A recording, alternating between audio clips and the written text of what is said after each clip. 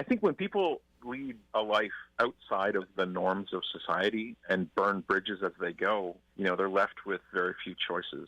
It's been a difficult week for the family of Allan Andkilde, shot by police Monday afternoon after appearing to threaten people in downtown Windsor with a machete. According to his nephew Ted Andkilde, the 70-year-old had a troubled past and multiple run-ins with the law. He moved around the province.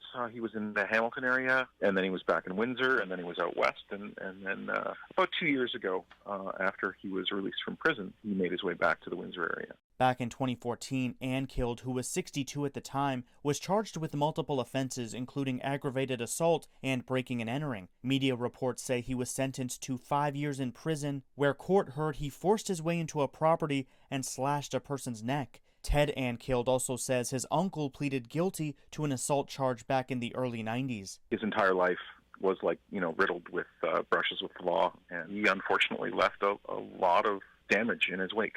Ted doesn't blame police for how they confronted his uncle, saying there's only so much they could do under the circumstances. And while the 70-year-old's death has renewed a conversation surrounding mental health, Ted says his thoughts are with the officer who fired the fatal shot. They had a person who essentially lured them into a situation and then, threatened them and rushed at them with a weapon. And, the officers just simply had very few options available. Andkilde's nephew tells CTV News he does not believe his uncle's final act was an irrational decision associated with mental health, but rather a premeditated decision meant to end his life at the hands of an officer. The Ontario SIU is continuing to investigate.